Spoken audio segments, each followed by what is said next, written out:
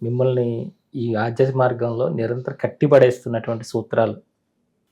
ఎప్పటికప్పుడు ఆధ్యాత్మికత అంటే నేను అనుకునేది మనని మనం మార్చుకోవటమే హ్మ్. మొట్టమొదటి ప్రిన్సిపల్ అది. 2 ఒక యోగి ఆత్మకథలో మహావతార్ బాబాజీ మహారాజులు ఇచ్చిన అనుగ్రహం. వారు కుంభమేళాలో వారి దర్శనం జరుగుతుంది. అయితే వీరు మహావతార్ బాబాజీ మహారాజుల యొక్క దర్శనము ఒక సామాన్యమైన హ్మ్. మామూలు సాధువులాగా, హ్మ్. ఎందుకంటే వారు మహా అవతార్. హ్మ్. ఇంకా శరీరాన్ని ఉంచుకున్నారు కాబట్టి మహా అవతార్. హ్మ్. మామూలు సాధువులాగా దర్శనం ఇవ్వటం జరిగింది. హ్మ్. అంతేకాకుండా అంతకుముందు ఒక గురువుగారు కలిస్తే ఆ సన్యాసి జడలు అవి కట్టేసుకొని హ్మ్. భిక్షపాత్ర పెట్టుకుని హ్మ్. అరుస్తూ హరహర శంకర హరహర శంకర్ అని తిరుగుతూ ఉంటే ఈ శిష్యుడు ఈయన అనుకుంటారనమాట, ఇంత అవసరమా సాధువుకి ఆంతరంగిక ప్రయాణం చేయాలి కదా. అప్పుడు ఈయన ఇలా అనుకోవటము, ఇంకా మహావతార్ బాబాజీ దర్శనం ఇవ్వలేదు అనుకుంటూ ఉంటారు. అలా ఒకసారి కుడి చేతి వెంపు చూడగానే అక్కడ ఏ సాధువునైతే వీరు వ్యతిరేకత చూపించారో ఆ సాధువు దగ్గర మహావతార్ బాబాజీ మహారాజులు వారి భిక్షపత్రం కడుగుతూ ఉంటారు. ఆయన చూసి ఆశ్చర్యపోయి, బాబాజీ ఏంటిది అని అంటే, ఈశ్వర నామం చెప్తున్నప్పుడు ఈశ్వరుని యొక్క అంటే బాహిర్గతంగా కానీ అంతర్గతంగా కానీ విమర్శ ఉండకూడదు. అంటే అతి ఉత్తమమైనది ఆధ్యాత్మిక ప్రయాణంలో అతి ఉన్నతమైనది మొట్టమొదటిది వినయం అని వారు చెప్పటం అనమాట. అలా అంటే నేర్చుకుంటూ ఉన్నా వినయము. 2 ఏకలక్ష్య సాధన. అయితే మనం ఏదైతే ఒక లక్ష్యాన్ని పెట్టుకుంటామో ఈ లక్ష్యం మన సంస్కారాలకు అనుగుణంగానే వస్తుంది. అది మళ్ళీ గురువు అనుగ్రహమే కావాలి. అలా అని చెప్పి ఇన్ని చేయాలి ఇన్ని చేయకూడదు అని ఉండదు. కమిట్మెంట్. భజన చేయాలి అంటే చేయాలి, సమయానికి వెళ్ళాలి అంటే వెళ్ళాలి. ఎందుకు అంటే ఆ డిసిప్లిన్ ఫస్ట్, వినయము డిసిప్లిన్. ఈ వినయము డిసిప్లినే కట్టడి విశ్వాసాన్ని పెంచుతుంది. ఇది లాయల్గా చేయిస్తుందన్నమాట. అంటే నీకు నువ్వు, మనం ఏదైతే ఒక సాధన అభ్యాసాన్ని ఎంచుకున్నామో దానిని నువ్వు విశ్వసించకుండా ఉండకపోతే నువ్వు లాయల్గా ఉండలేవు. నువ్వు లాయల్గా లేవు అంటే ఇంక ఈశ్వరుడు ఉండడు. ఆ తర్వాత మెల్లిగా కోపాన్ని తగ్గించుకోవటం అంటే ఉంటుంది, చాలా తక్కువ లెవెల్లో ఉంటుంది. అంటే తగ్గించేయటానికే ప్రయత్నం ప్రతి నిమిషము.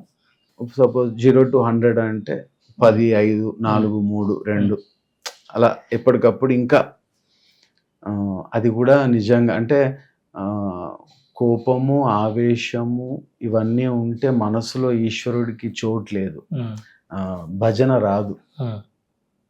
లేశమాత్రమైన కోరిక, దురాశ, దుఃఖము ఈ 3 ఉంటే రావు. నీ లోపల భగవంతుడు ఉన్నప్పుడు వీటికి రెండిట్లకే స్థానం, ఒకటి అయ్యన్నా ఉండాలి, అది ఇవన్నీ ఉండాలి, ఇదన్నా ఉండాలి, ఈయనే ఉండాలి. కాబట్టి మిగతా పెట్టుకో, నీకు ఏ కావాలో అది. కానీ భగవంతుడు కావాలి అనుకున్నప్పుడు భగవంతునికే చోటు ఇవ్వాలి. మిగతా వాటికి చోటిస్తే భగవంతుడికి చోటు ఉండదు. భగవంతుడికి చోటిస్తే వీటిని కూడా నెమ్మదిగా తరిమేస్తాడు. అయితే ముందు ఇంపార్టెంట్. ఆయనకు చోటు ఇవ్వాలి అని అంటే ముందు ఈ సంస్కారాలన్నీ సూక్ష్మంగా ఉన్న సంస్కారాలన్నీ కూడా విడగొట్టేయటం. మనం ప్రజ్ఞతోటి విడగొడితే ఆయన అనుగ్రహంతో విడగొట్టిచ్చేస్తాడు. అయితే ముందు, అందుకే కదా ఈ పురుష ప్రయత్నం అంటారు, ఫ్రీ విల్ గాడ్ విల్. అందుకని ఫ్రీ విల్ ఉంది, గాడ్ విల్ ఉంది, కానీ పురుష ప్రయత్నం అయితే చేయాలి. చేసినప్పుడు అనుగ్రహంతో ఇవన్నీ తగ్గించేయటం. తో అలాగా వినయము కట్టడి అంటే కట్టడి, వినయము, విశ్వాసము, ప్రేమ, భగవంతుని యందు ప్రేమ, సంపూర్ణమైన కృతజ్ఞత. అది ఎలాంటి భావన అంటే భగవంతుని నామం చెప్పటమే అనుగ్రహం, అదే సత్యం.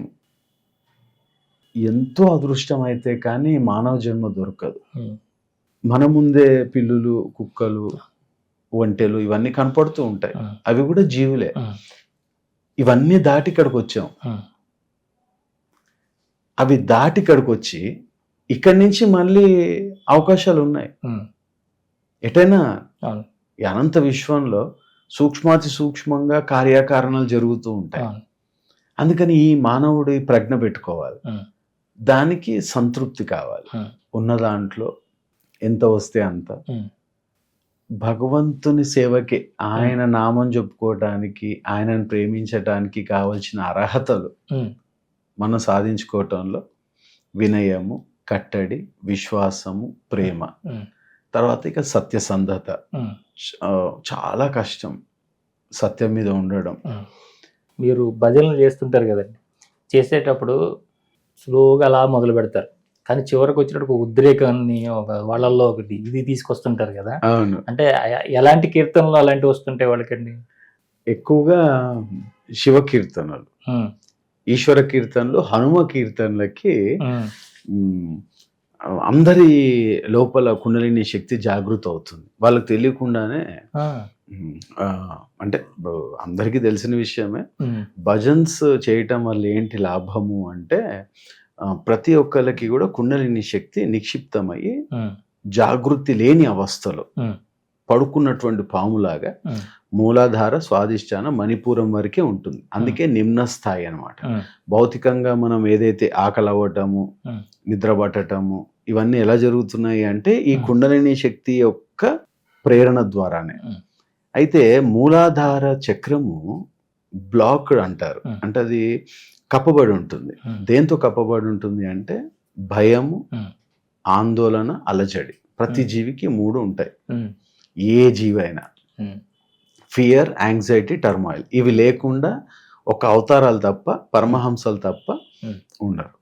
అయితే ఈ మూలాధార చక్రము అన్బ్లాక్ చేయాలి అంటే మనం జాగృతి చేయాలి అంటే కీర్తనలు ఒకటే. Hmm. అందుకని అప్పాజీ కూడా చెప్తారు, one who wanted to escape Hmm. From the grip of fear Hmm. Should practice bhajans. Sri Ramakrishna Paramahamsa మహారాజులు కూడా అదే అంటారు అనమాట.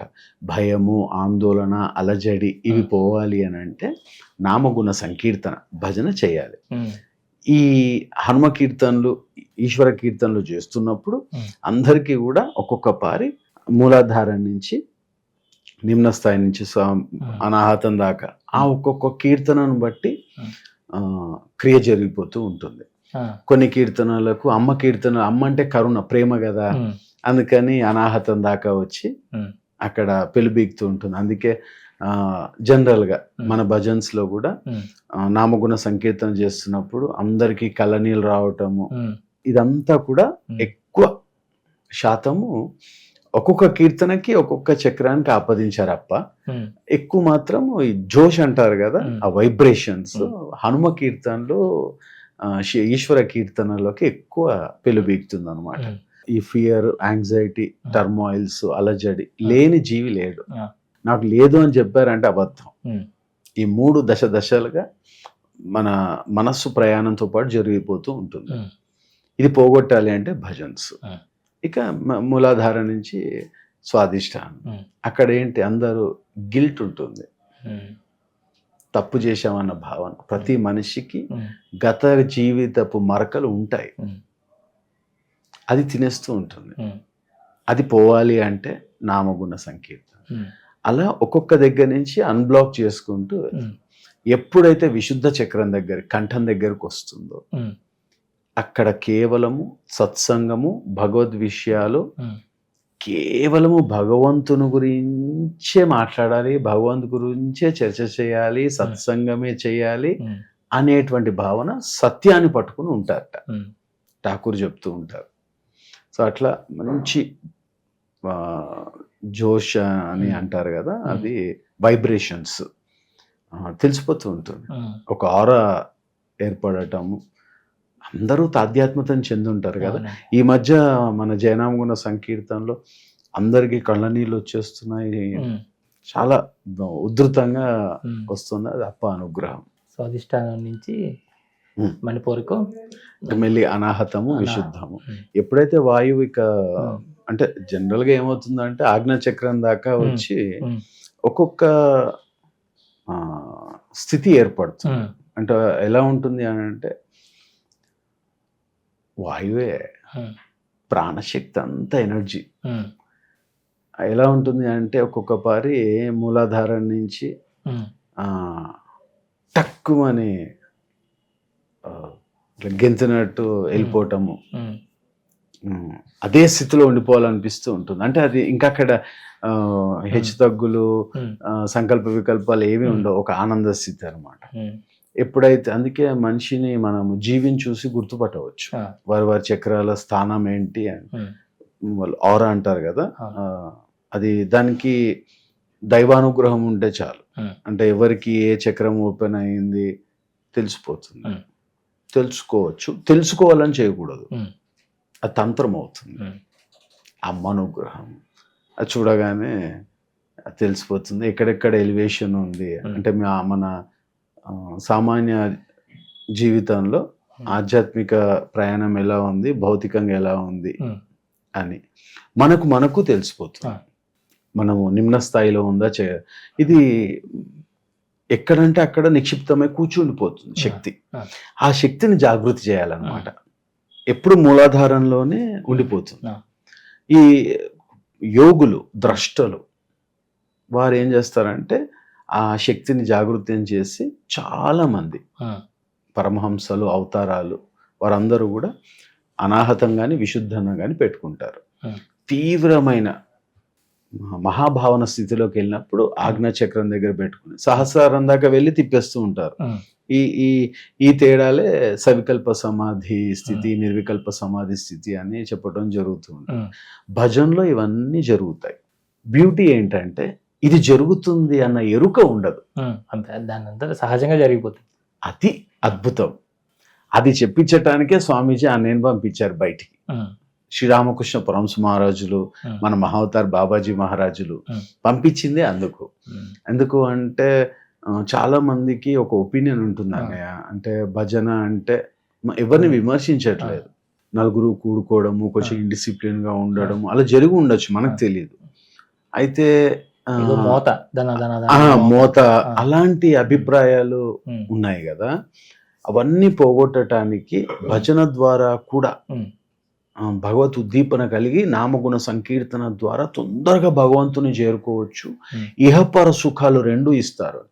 ఎక్కడ భజన జరుగుతుందో అక్కడ ఐశ్వర్యం, నామగుణ సంకీర్తన జరిగితే ఐశ్వర్యం. అది ఠాకూర్ కూడా చెప్తారు. అమ్మ ఎదురు చూస్తూ ఉంటుందిట, ముందు ఠాకూర్ వచ్చేస్తాడు అంతే, నామగుణ సంకీర్తన జరిగితే. మనము ఎవరి సాధనను తప్పు పట్టకూడదు, ఎవరు ఏ సాధన చేసినా.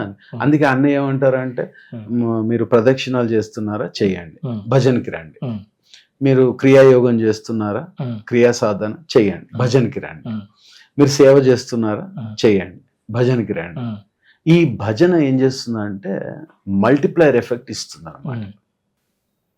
అంటే ఉన్న ఫలంగా తక్షణమే దైవ ఉద్దీపన కలిగి తొందరగా భగవతానుగ్రహం పొందవచ్చు. ఇక ఇహపర సుఖాలన్నయ్య ఇంకా వస్తానే ఉంటాయి. అయ్యో అసలు ఐశ్వర్యమే.